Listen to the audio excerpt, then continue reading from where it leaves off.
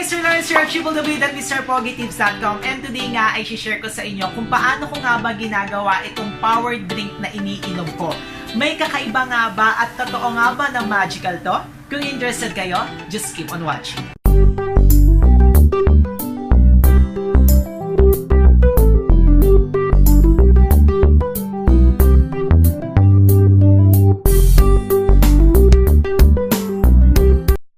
One to 2 months ago nga, habang nanonood ako sa YouTube account ni Miss RICA PERALEJO, nakita ko na may tinatawag siya na power drink.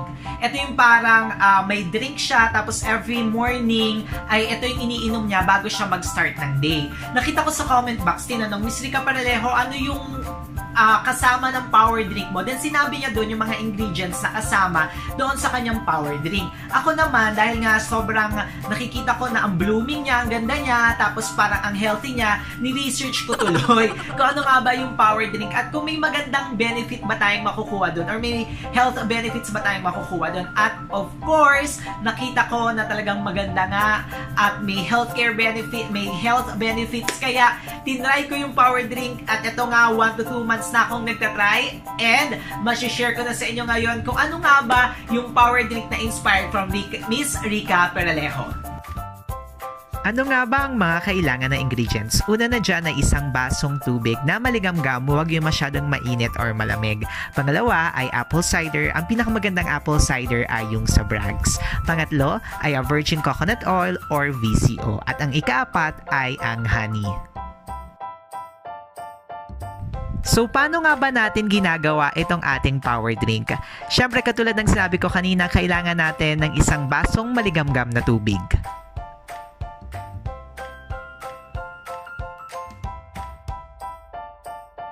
After nyan, ay kumuha naman tayo ng ating apple cider na ang ginagamit ko ay ang Brags na may cinnamon.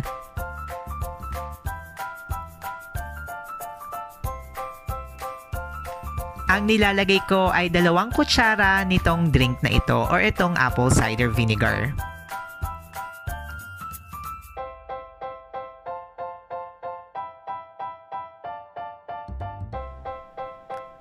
Next naman ay ang VCO. Ito yung Loreen na nabili ko sa Mercury Drugstores.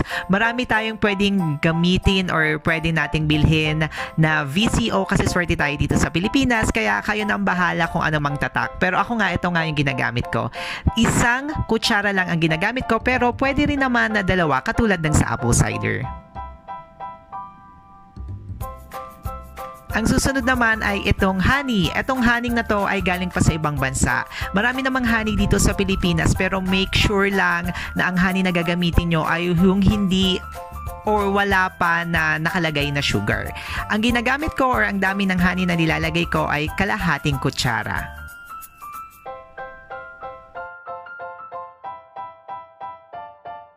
Pagkatapos nyan ay pwede nang haluin at inumin.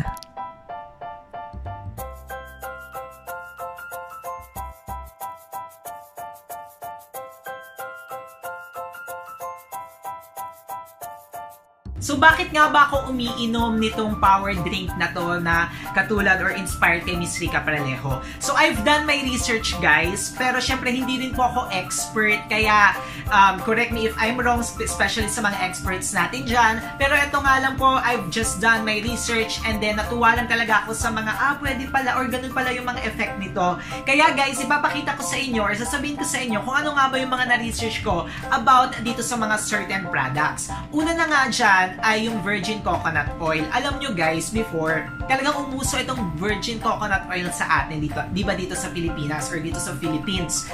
Ako, hindi ako umiinom nun kasi nga from oil, natatakot din ako katulad ng karamihan kasi parang akala nila kapag uminom ka ng oil ay magkakaroon ka ng sakit sa puso kasi nga parang babara sa puso mo because this is oil. Pero guys, based on research and based on studies, hindi naman daw po mangyayari yun. At ang maganda nga dito sa VCO or sa virgin coconut oil ay maganda pa siya lalo sa heart kasi hindi siya yung bad cholesterol pero ito yung good cholesterol. And aside from that, so na-debunk na natin agad yung ganong myth or yung paniniwala. Ang second din dyan guys ay Alam nyo ba itong VCO, especially sa akin kasi mabilis po akong tumaba at as you all know, I was obese before, nakaka-help siya sa weight loss. So, kasi parang binibigyan tayo ng energy nito ni VCO na parang after or para sa whole day natin, kaya perfect na perfect itong iniinom natin kasi yung oil na ito ay magiging fat, not fats, but magiging energy na pwede nating ma-burn throughout the day. Kaya guys, siguro talagang gising na gising din ako after kong uminom nito. Talagang marami akong energy because I think eto nga sa VCO. Aside from that, ay maganda rin ito sa diabetes and insulin resistance. So, ayan, so may mga diabetes dyan based on research and based on studies.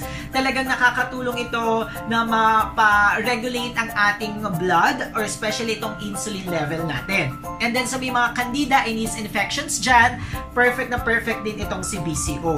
At ito nga guys, sabi ko nga kanina sa cholesterol and heart disease, talagang perfect na perfect itong si VCO. Para naman kay apple cider, nakakakabang inumin to nung una kasi acidic po ako.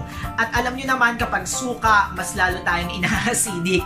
At kapag suka rin or kapag usapang apple cider, alam ko po na nakakadilaw siya ng ngipin. So if iinom po kayo dyan, ay pwede kayong mag-sip ng from a straw or what. Pero ako talaga siguro hindi ako kinakabahan kasi medyo madilaw naman talaga yung ngipin ko kasi since birth naman to, so dinidiretso ko siyang inom. So ako, hindi talaga puro na apple cider yung ginagamit ko. Pero mas maganda kung apple cider yung with the word yung mother kasi may mga good bacteria daw yon na talagang maganda siya for our body. Pero ako nga, nakakita kasi ako sa Mercury Drug ng apple cider with cinnamon. Tapos nung ni-research ko kasi yung cinnamon, ang dami rin niyang healthcare or health benefits. Kaya yun ang binili ko. At kasi ginawa na talaga siyang drink. So medyo hindi siya masama ang lasa niya. And yun nga, babalikan ko lang din yung para sa tiyan. Yung sa mga mayroong dyang ina-acidic or mataas ang acid level ang level ng tiyan nyo, maganda rin itong apple cider kasi hindi siya ganun talaga nakaka-acidic, pero huwag nyo siyang iinumin ng gabi kasi pag ininom siya ng gabi, medyo tumatama siya sa tiyan ko, medyo nasasaktan yung tiyan ko. So before talaga ng meal sa umaga, dapat siyang iniinom. So ano nga ba ang health benefits nitong apple cider? Una na nga dyan ay, eto nga, ang main substance pala nitong apple cider ay acetic acid. Itong acetic acid na to ay can kill harmful bacteria, prevent them from multiplying. It is a history of use as a disinfectant and natural preservative. Wow, di ba? So, yung mga bad bacteria ng ating katawan ay talagang nilalabanan nitong apple cider. Aside from that, ay nakaka-lower din ito ng blood sugar levels and fights diabetes. Kaya kung mapapansin nyo guys, puro pansin, di ba? Perfect na perfect siya sa VCO na maganda siya sa diabetes, sa may mga diabetes, especially nga dito yung mga binabasa ko sa mga type 2 diabetes kasi nga talagang niya yung insulin level natin, kaya maganda siya.